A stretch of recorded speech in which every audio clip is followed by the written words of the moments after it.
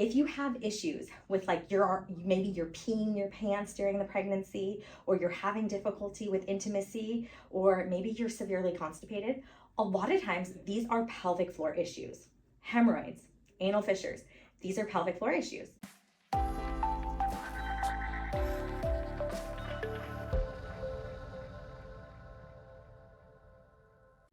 Hi, I'm Dr. Allison Felt. I own Body Motion Physical Therapy located in Edmonds and Poulsbo, Washington, as in Washington State.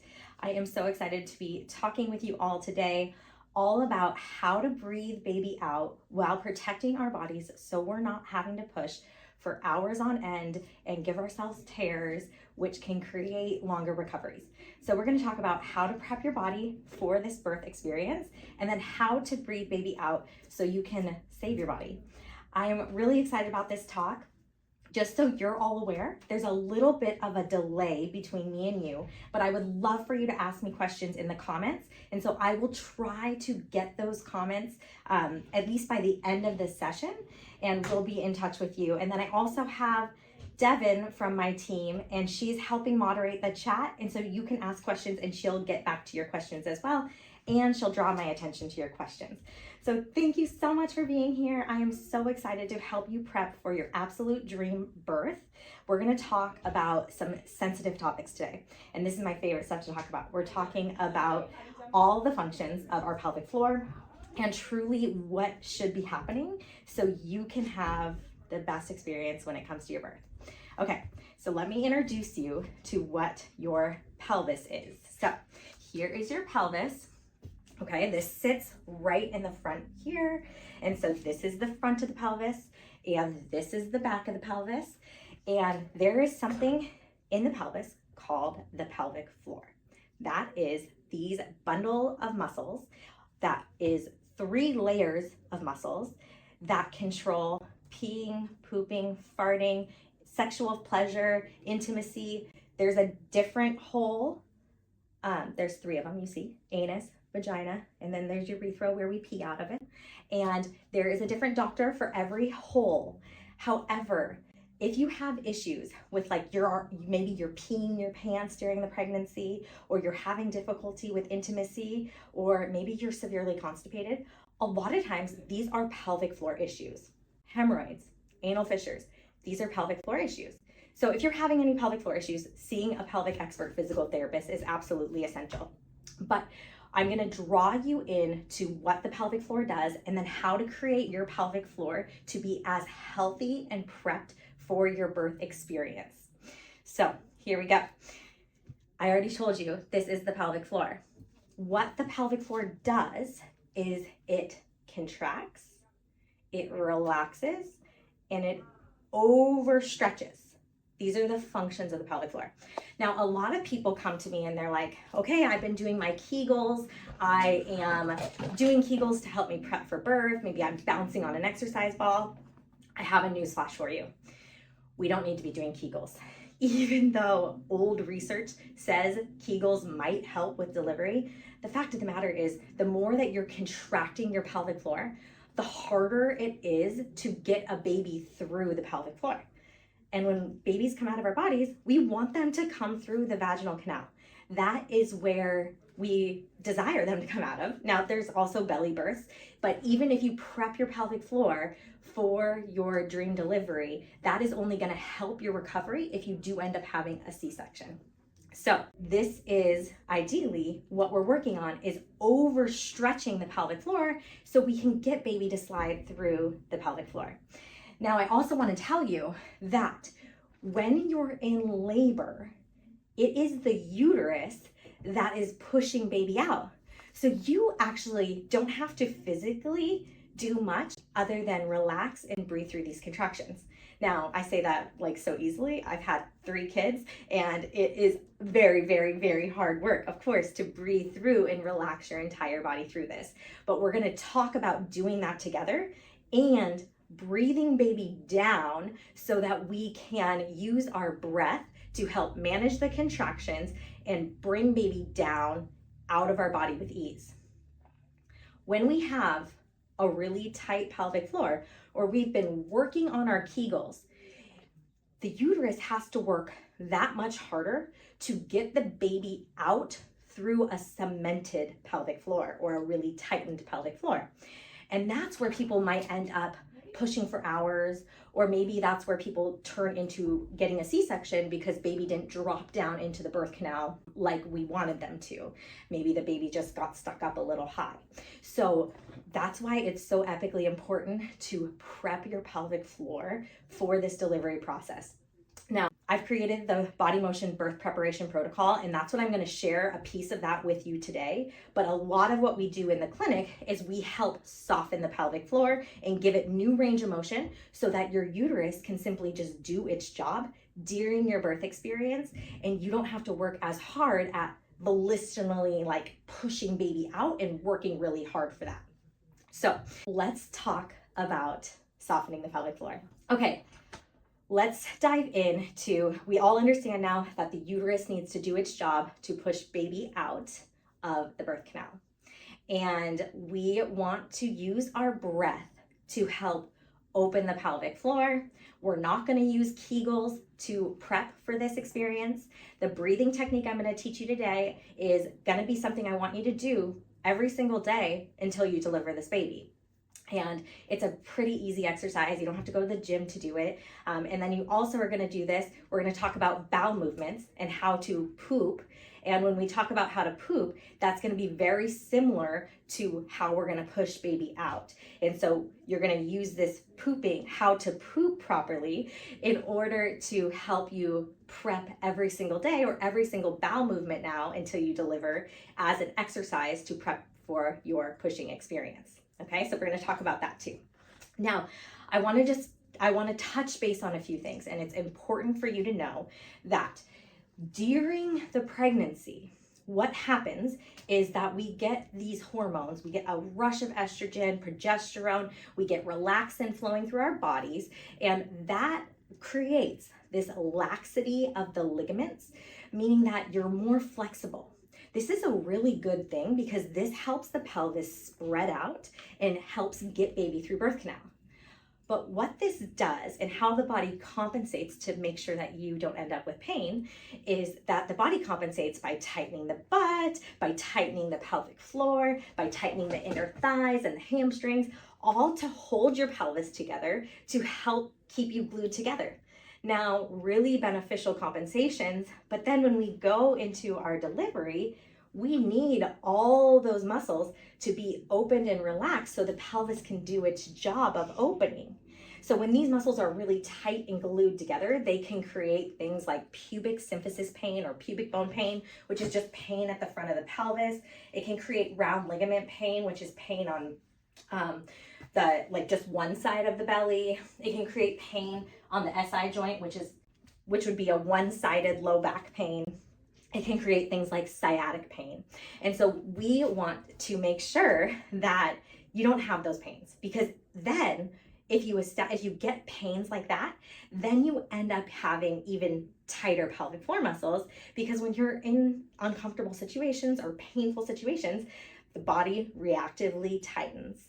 So again, another reason why most of us don't need to be practicing our Kegels is because we're already in that tightened situation. We don't want that. The other factor that we have to think about is that anytime we experience stress, whether that's physical stress, emotional stress, we get pelvic floor tightening then too. So this isn't just a technique that you're going to learn to use to prep for your birth experience. You're going to use this technique through the rest of your life in order to help maintain a healthy pelvic floor. This is what you're going to use to help restore the body after this delivery, because these breathing techniques and opening of the pelvic floor is what needs to happen to create a healthy core. So I'm talking really fast and I'm giving you a lot of information. I'm hoping this is all making sense. And we're gonna absolutely we're gonna go through all of these questions. So don't worry, hang tight. I'm gonna hit them. If I don't hit them and you're like, I need more information, just email support@bodymotionpt.com and we will get you that information. But I promise I'm gonna get it to you today. And so if you're having this discomfort during pregnancy that we talked about, whether that's the round ligament pain or sciatica, that's a sign that you should absolutely get this work done. You should start to get internal and external work of your pelvic floor to help open up these muscles. If that's not an option to you, you're gonna do everything I say today and start working on getting this range of motion and the relaxation of the pelvic floor.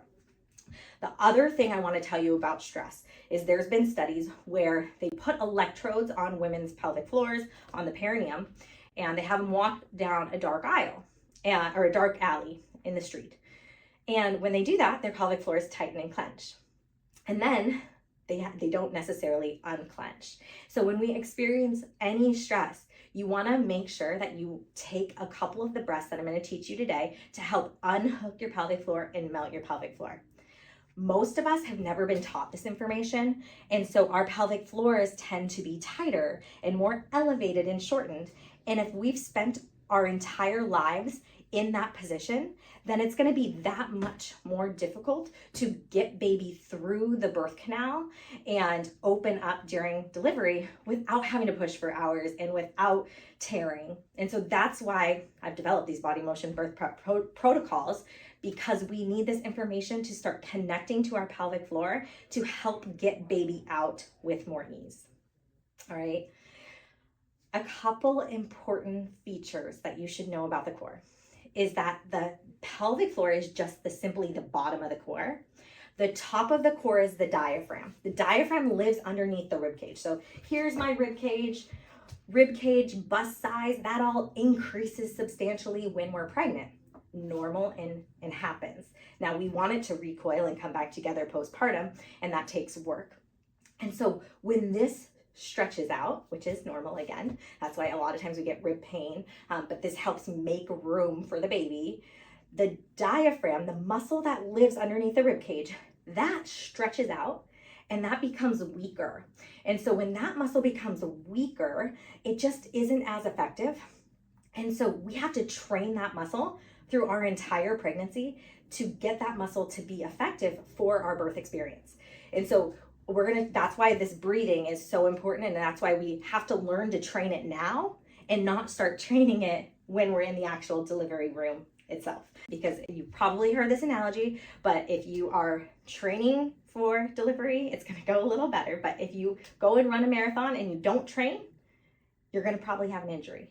Same thing for birth. We gotta train for birth so we don't have an injury, and the recovery will even go better. Okay, so that's the analogy. We got to train for this birth experience. We're going to train our diaphragm because it gets weaker naturally during the pregnancy itself. So the pelvic floor is the bottom of the core. The top is the diaphragm, and these move together. So when you take a nice deep breath in and the lungs inflate, the diaphragm is going to flatten and the pelvic floor is going to open. Okay, and then when you exhale, you get this recoil. The pelvic floor comes back up and the diaphragm comes up. So you inhale, diaphragm goes down, and pelvic floor opens. That's how we're gonna move baby down through the birth canal, and that's how we're gonna breathe baby out of the body. A lot of people ask, can I do this with an epidural? I'm not gonna feel myself when I have an epidural. Can I do this? If you train for it, you absolutely will. Epidurals don't affect the nerves that experience sensations of pressure. And so if you have those sensations of pressure, then you can feel into the pressure and breathe into the pressure. That's why an epidural doesn't necessarily get rid of all the pain, if that's how you classify these contractions. So it's important to know that you can absolutely do this technique even with an epidural on board, and many of our clients do. So, all right, so those are the two pieces of the core that I need you to know about. Two other pieces of the core are the glutes, the butt, and the low back muscles, and then the lower abdominal muscles. Okay, these are the parts of the core that are very essential postpartum, but for the birthing experience, we're gonna focus on using the diaphragm and the pelvic floor as the essential components of the core. Now, it is important to keep your lower abdominals in shape during your pregnancy, and I'm going to teach you a simple way to do that. The reason we want to keep those lower abdominals in shape during your pregnancy is to help prevent what's called diastasis recti. You maybe have heard of diastasis recti.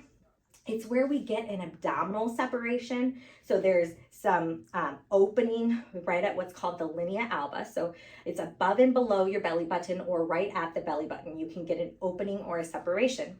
This often starts during pregnancy. Sometimes people don't get it until postpartum when they go back to exercise very soon. And so one way to help prevent diastasis recti is to learn how to activate your transverse abdominal muscles. And so I'm going to show you on my body. So from hip bone to hip bone, you have this muscle here. It's called your transverse abdominis. It wraps around the front of the core. Now, if my belly was just kind of hanging here, which it is now, and then I go to imagine like I'm going to lift baby up using my lower abdominal muscles, that is a contraction of the transverse abdominis muscles. So if you keep this muscle, that's going to get really stretched out during pregnancy. If you keep this muscle contracting during pregnancy, and I'll give you a prescription for that, keep it contracting during pregnancy, it's going to stay strong. It's also going to help in your recovery process, and it's going to help prevent that diastasis. So one way to do it is imagine, so pubic bone is right here, baby is right here, and we're just going to simply contract and lift baby up and in with our muscles. It's a small move. You can barely see me moving. And that's called a transverse abdominis activation. It's going to help protect the diastasis. Now, when we talk about pushing baby out, we're not going to use this muscle, but it's good for this muscle to be active and have integrity because the uterus is going to push down, but we don't need to actively contract this muscle during the birth experience. If you want more information on my breakdown of what that is, you can get my book, Pregnancy Era, The Secret to a Tear-Free Birth and Fast Postpartum Recovery. Devin will drop those links in the actual chat itself. It's like 99 cents on Kindle, or you can order the hard copy. Really, I truly just want to get this information in your hands because this is going to help protect your bodies so your recoveries are much better. It's also going to help protect you in 40, 50 years because you won't have to recover so hard and you can keep your core strong and working for you. So this transverse abdominis contraction, you want to do a 10-second hold. Don't hold your breath while you contract it. And then you want to make sure you let it go. Contract it for 10 seconds and let it go. 10 times every day, maybe a couple times a week. This muscle will stay in good shape and it will help prevent that diastasis. So if you can learn how to activate this muscle, even better if you can learn how to activate this muscle without activating your pelvic floor, that is absolutely great. The reason that we don't really need to volitionally contract and work our pelvic floors during pregnancy, for one, like I've already told you, is it's usually already contracted and tight. The other aspect is a healthy, happy pelvic floor. It naturally, every time you take a step, so if I'm taking a step here, it naturally recoils, contracts, and then my foot goes in the air and it lets go. So it's this nice slinky or piston effect that helps reduce the stresses that our joints absorb. So if your pelvic floor is just cemented and doesn't move a whole lot, then that tends to transmit the forces onto our hips and our knees and our backs. And a lot of times after childbirth, the body is amazing at healing. And so after childbirth, what actually happens is the pelvic floor and the core especially the pelvic floor, okay, comes back together in this over contracted position. And then if you have tearing from scar tissue, it makes it even more cemented around that scar tissue. And we lose a lot of that mobility and the ability for the pelvic floor to be this shock absorber. If that happens, then what happens is that our joints are going to wear out. And that's why, yeah, you might feel good at 6-8 weeks postpartum and you can go hit the gym. But if you don't have this mobility of your pelvic floor back, then in 10, 15, 20 years, that ends up taking a huge toll on the joints.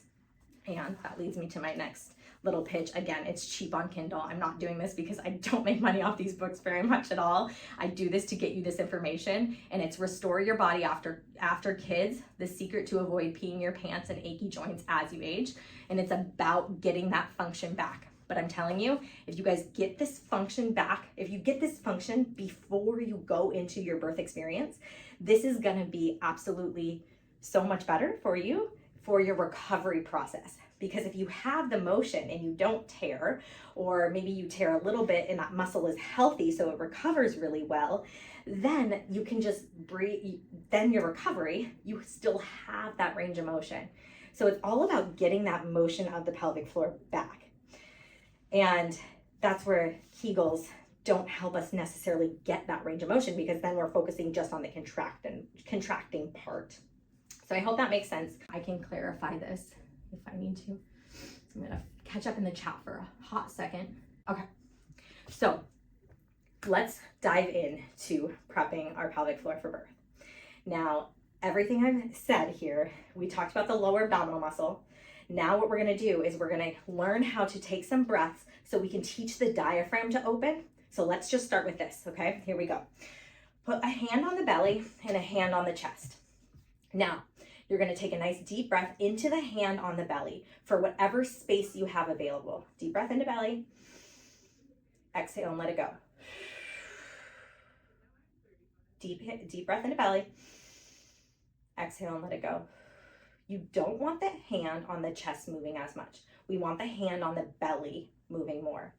The reason we're driving the breath, so when we inhale, I'm gonna go a side view here, okay? So when we inhale, so resting, inhale, you can see the belly expand with air.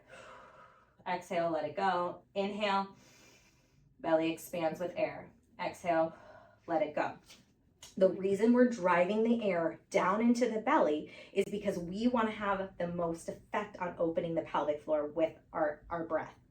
I'm going to connect you down to your pelvic floor in just a minute.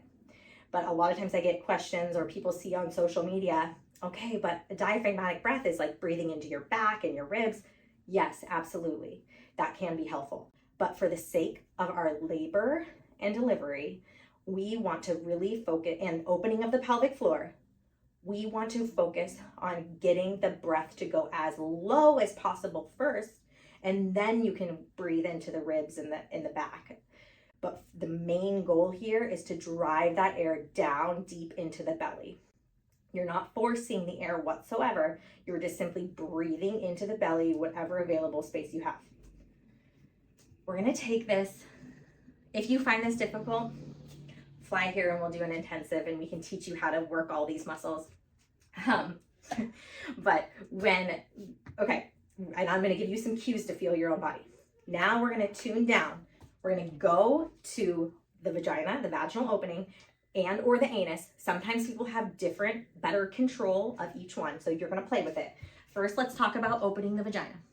Okay, so we're gonna connect down to the vagina.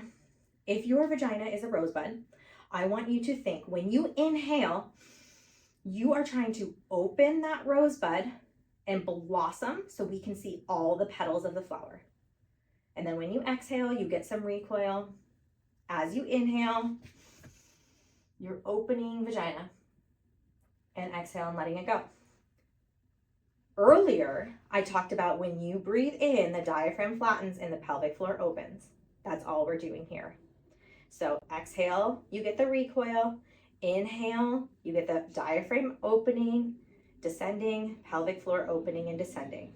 Exhale, you get this recoil. Don't force the recoil. Don't Kegel on the recoil. And if you're like, lady, I do not feel this at all, let's focus on trying to feel this in your anus, okay? You're gonna deep breath into belly. Think about opening anus, flaring anus open, exhale, letting it go. Sometimes people have a better control of the anus just because we're used to farting and we're used to pooping. So you can start to breathe into those areas. If you're like, I still can't feel it, that's okay. Stick a hand, if you're comfortable touching your own body, and you can do this, you can put a hand right outside the vulva, so right outside the labia here, right, and you can anywhere, and just breathe in, see if you feel the opening. If that's not working, stick a finger in, just a little bit, and see if you can feel your breath opening the pelvic floor. This is absolutely an essential piece to getting control of your pelvic floor, so then you can breathe baby out without having to spend hours pushing. I'm gonna just read a question here. Is the opening the vagina feel the opposite of a Kegel? Yes, yes, it's the opposite of a Kegel.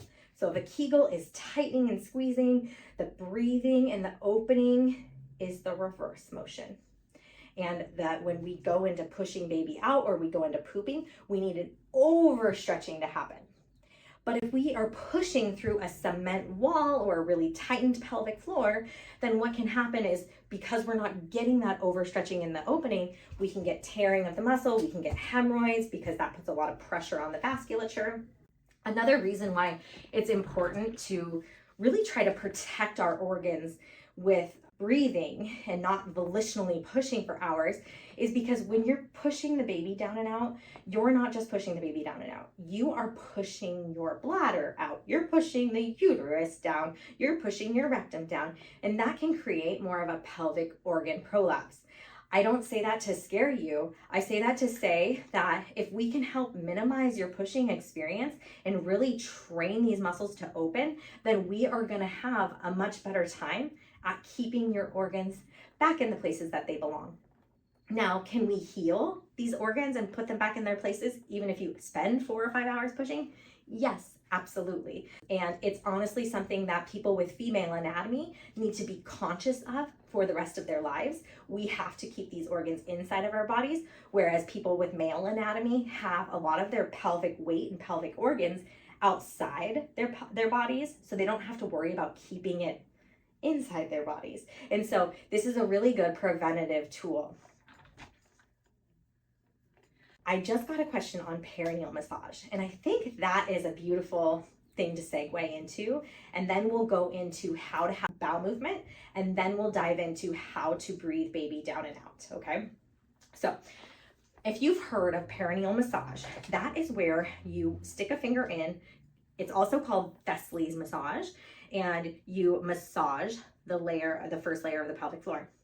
Now, this isn't evidence-based, but it can help stimulate blood flow to this area and could help you at least heal better, even if you do tear. However, it's only addressing the first layer of the pelvic floor. So that's why I think it is deemed ineffective, because when you are truly changing your pelvic floor, you want to change all 3 layers. This is the first layer. I hope you can see that on my screen. And then the second layer isn't even shown. And then the third layer are these really deep muscles.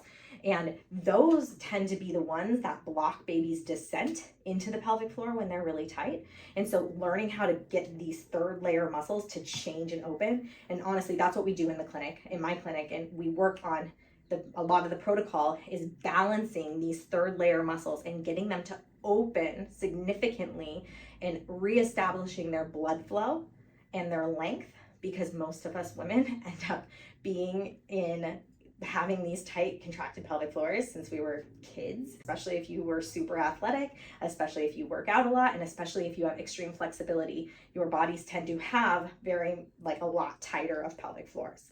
And so we want to work on getting blood flow and getting new length of especially the third layer, because that's what's going to create baby to be able to be breathed down into the birth canal and then breathed out. If the uterus is working hard and pushing against a restricted cemented pelvic floor, it's a lot more challenging for the baby to get down through the birth canal. And then that's where you end up into having to push for a long time or go into a C-section. So I hope that was helpful information, but it doesn't mean that it's not a good thing to do. I like to say that the biggest piece of the internal and external balancing that we do of the pelvic floor is to establish blood flow and make these muscles super healthy that have been so tight for so long. It's like, the analogy is, if you were a professional athlete and you tore your hamstring, healing that tear after, you'll be back on the field in 6 to 8 weeks. If you're just a lay person and you tear your hamstring, you're out for a year. Maybe you're having surgery to repair this hamstring. And it's because the hamstring's just not as conditioned. There's not as good a blood flow. It can't heal as quickly. And so that's where the difference is. The more range of motion, the more blood flow you can get to these muscles, the more you teach these muscles this opening, then your recovery, even if you do tear, is significantly faster. A lot of times we will do an internal exam on someone who's had a baby that was a client of ours, and they'll come at their 6 to 8 weeks, and we won't even be able to tell that their muscles experienced having a baby. Like, they won't feel like these muscles have had a baby. But when we have people that haven't gone through the protocol, a lot of times, because the muscles didn't get that blood flow, they end up, having significant scar tissue and severe tightness. The analogy I use, and I use it in the book, is a really tight pelvic floor that is dehydrated and doesn't have good blood flow tends to be more of a texture of beef jerky. A really hydrated, healthy, happy pelvic floor tends to be a texture of a juicy steak or a chicken breast. And we want the juicy, healthy muscle because that makes intimacy better, that makes the shock absorption better, and that makes opening for baby better. And so if we can get the muscle to turn into that, that's what we aim for. Great. Okay, so let's dive in. I'm trying to leave time for questions too. So I'm going to dive back into the actual how to have a healthy bowel movement.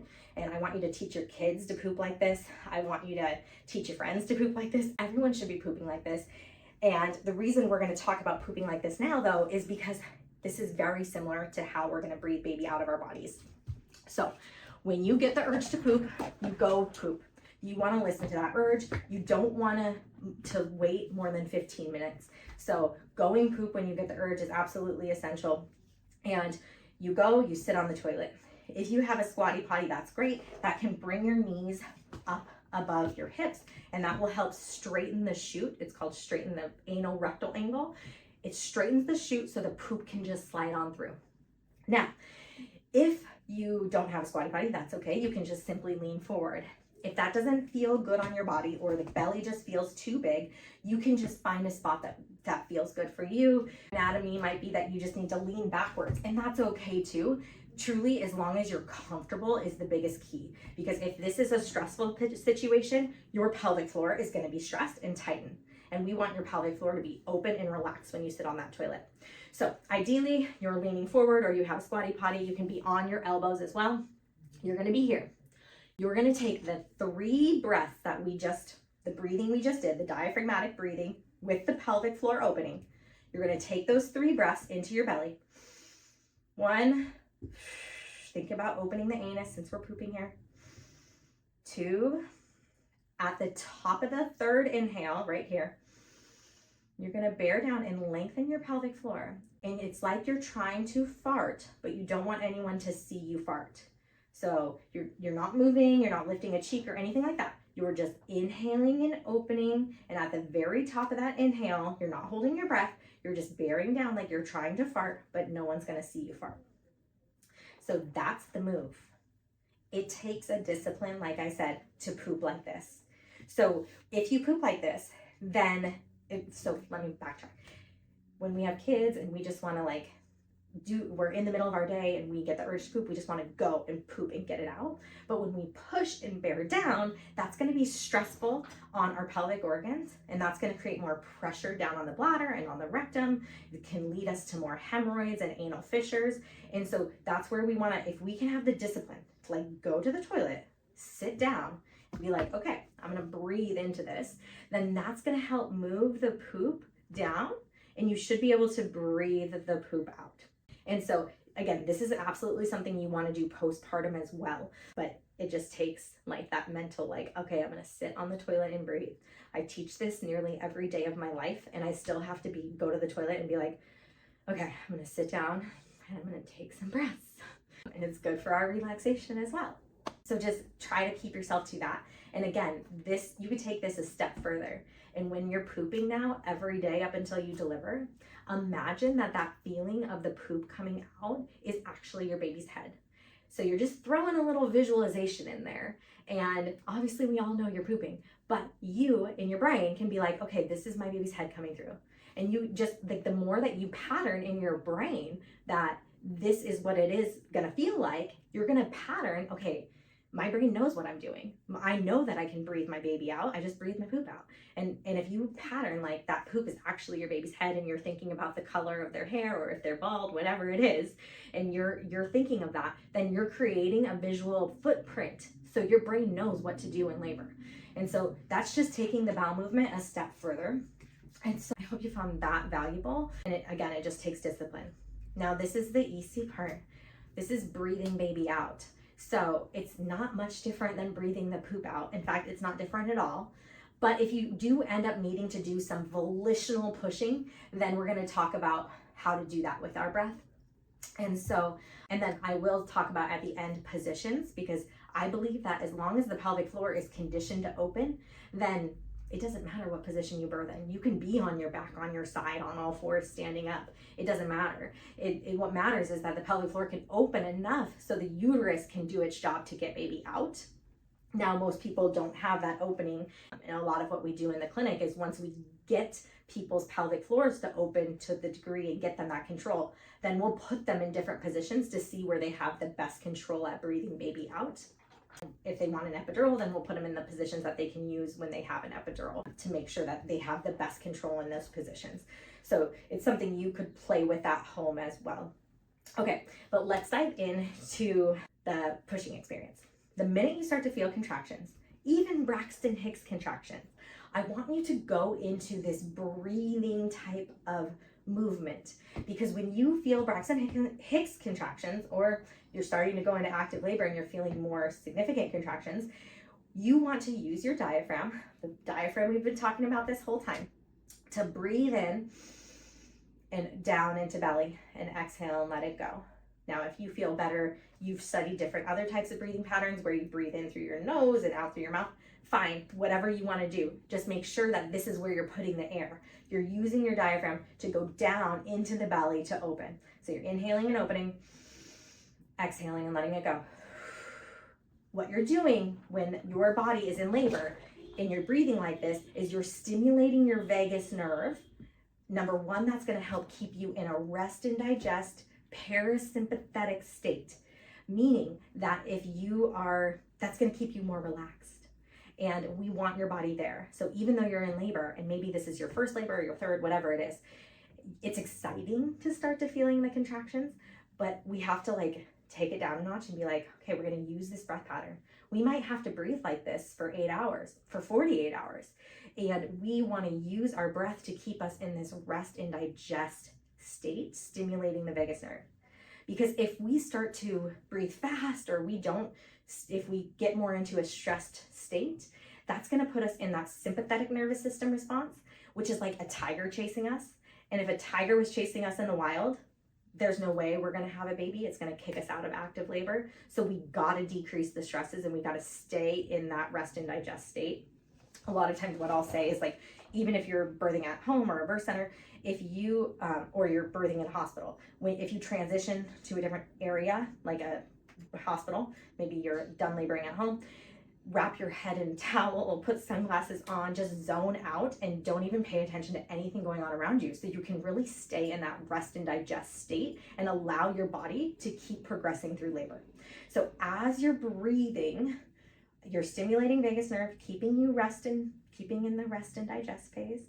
And then you're also breathing baby down, because as you inhale, the diaphragm is then pushing down on the top of the uterus. So here's uterus, here's diaphragm.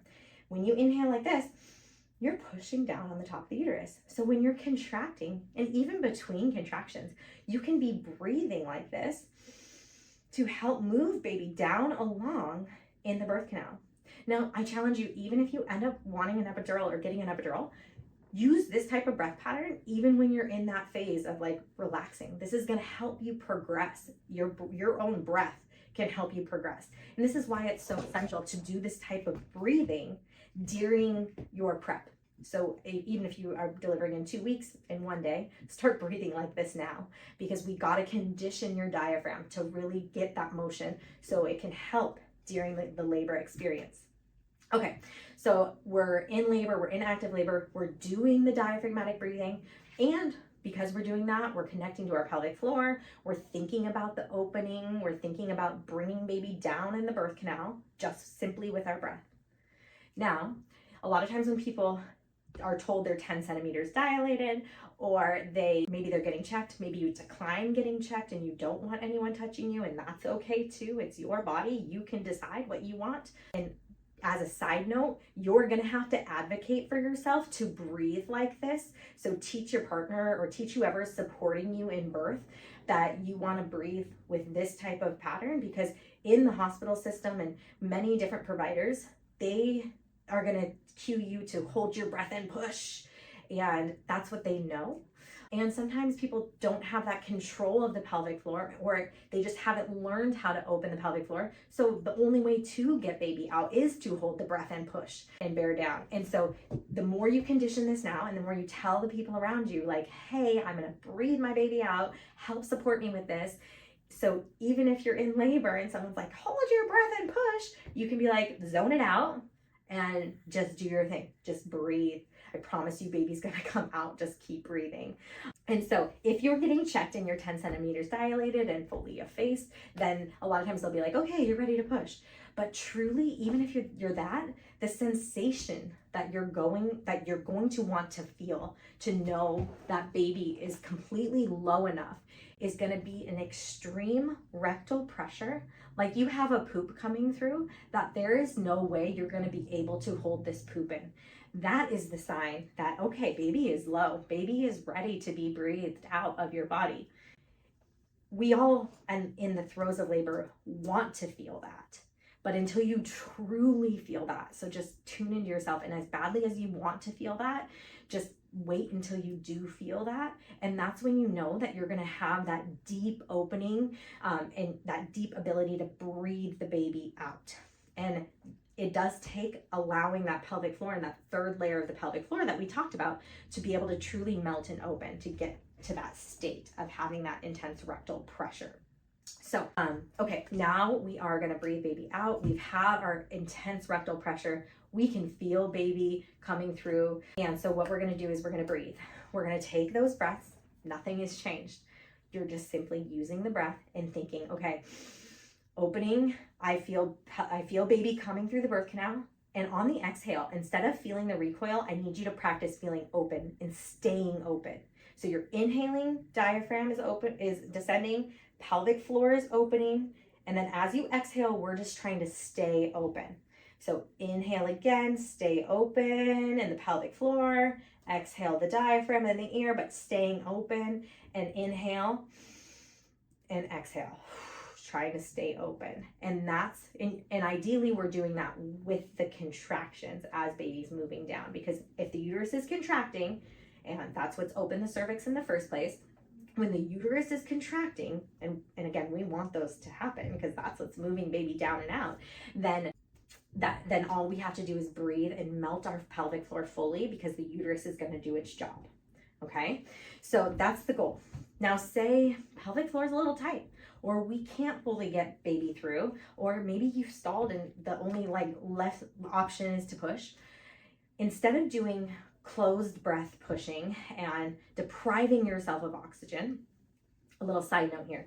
The reason I've developed these birth prep protocols is because I have had 3 births of my own, and on my first birth, I was still a pelvic expert physical therapist, but I hadn't been practicing as long, and everything we've created is definitely against the standard of what is typically done. And it needs to change. That's why I'm putting this information out there so drastically. But I spent hours, I was in the best shape of my life, and I spent hours pushing my baby out because I had such a cemented, rock solid pelvic floor, and I broke every single blood vessel in my eyes and my face. I looked like I had the deepest tan of my life because I had broken so many blood vessels. And so that's part of this, you don't have to do that. You don't have to hold your breath and push for hours. So in order to avoid that, this is what we're gonna do. So say you do have to do volitional pushing because breathing isn't getting baby through pelvic floor. The volitional pushing is gonna look like this. When you inhale, at the top of your inhale, you're gonna bear down like you're trying to fart, and then begin your exhale. So you inhale, the air fills the lungs, and then you bear down like you're trying to fart or poop, and then you exhale again. Now, we're gonna use a couple sounds to help get this motion. Okay, when you do a deep voice, like a or a moo, it's gonna open the throat and it opens the pelvic floor. If you do super high pitched voices, it's going to narrow the throat and it's going to narrow the pelvic floor. And so our goal is to get you using deep voices, and you should practice this in your shower. Go home and sing and hit some high notes and feel your pelvic floor go high, and then do some deep voices and feel your pelvic floor get open. That's what we're aiming for. So we're gonna inhale, we're gonna push baby out here, okay? Volitionally push baby out. We're gonna use some sounds to try and get even more opening. Inhale and open. At the top of the inhale, try a moo. Moo. See if you can feel the opening with the moo. Maybe the moo's not for you. Maybe you need to do a sound, like just a deep sound. Maybe you need to growl. You have to play with those sounds. And when you come in clinic, we're seeing what the third layer is doing, what the first layer is doing when you do this type of sound, so that we can make sure that you have that opening and that control. This is the control you want to get. So again, practice using the deep sounds, practice using the high pitches, and that will help you push baby out without having to hold your breath, which is going to decrease the likelihood that you'll tear. So that's what I have for you. It was a lot of information in this 46 minutes that my clock is going, and I'm going to try and hit some of these questions here. But again, if you have more questions, check this book out, Pregnancy Era: The Secret to a Tear-Free Birth and Fast Postpartum Recovery. I also have an online program that you can check out as well. I'm sure Devin's dropped the links in the chat here, but let's see here. So, and if you're early in your pregnancy, people fly here to do intensives, which is just where you come for a few days or a week and you learn all of this connection, and you learn how to melt your pelvic floor and get the pelvic floor open so that we can establish blood flow and make everything healthy for your delivery. I'm scrolling through the chat here, and let's just see. Someone said, is this effective with an epidural? Absolutely effective with an epidural. Safe with a short cervix. Breathing is absolutely safe. If you're on pelvic rest, you want to check with your physician that getting internal pelvic work done is okay if that's what you're interested in, and if contracting your pelvic, like working on opening your pelvic floor, is fine. It typically is, because this happens naturally when you breathe. And so if you're breathing and they can't put you on rest for breathing, then you should be good to go. Can you explain how these breathing exercises are different when you're laying down? Yeah, you're just gonna have different levels of opening, and everybody's body is different. So practice breathing in every different position that you can. See where you get the most opening of your pelvic floor, and that's gonna be the position that you wanna get baby out. It might be a position that you wanna labor in. I addressed the perineal massage. And yeah, so true strengthening of the pelvic floor actually comes from opening of the pelvic floor. And even postpartum, I'm not a huge fan of Kegels. I'm usually putting people on an anti-Kegel diet because I don't want them doing Kegels, because their pelvic floors are already gonna come back together in an over-tightened position. You might feel like your pelvic floor is completely blown out, but that's different than it actually is. So all the gadgets that you see online for sticking things in your vagina and like squeezing around them and playing different Kegel games, no, not effective. They have devices that you can sit on to like restore your pelvic floor, and then they do all the contractions for you. Not true healing of the pelvic floor. They might give you a little more compensation for a few months, but you're not restoring the range of motion that you need to protect your joints in 10 years and 5 years. And so just a side note, women have more joint replacements than men. And I think a huge reason for that is because that we don't get our cores back after we deliver babies. So we are the old ladies in the nursing homes peeing our pants in diapers with our joints replaced. And that's how we age. So that's why I've gotten into this. If we do this preventative work during pregnancy and restore our bodies after kids, then we are going to have much better health outcomes in the years to come. You might not care about it now, but if you do this work before menopause, it's amazing, because in menopause we lose our hormones. So things atrophy more, things turn to more beef jerky, and we got to keep these muscles strong so that we can protect our joints and be healthy. I like that someone said squatty potties are essential. I agree, but everybody's anatomy is different. So, and especially depending on how you're carrying the baby. So if it's not comfortable for your body, don't do it. Cool. This is great advice. I'm going to start this technique. Perfect. Okay. I think I've hit these questions. If there's any more, do breathing techniques change when you lay down? Yep, like I said, they They are going to be different in every position. Start doing these breathing techniques every single day. We're based out of Edmonds and Poulsbo, Washington in Washington State, but people fly here from all over. We had someone from Alaska last week. We've had people from California, everywhere you can imagine.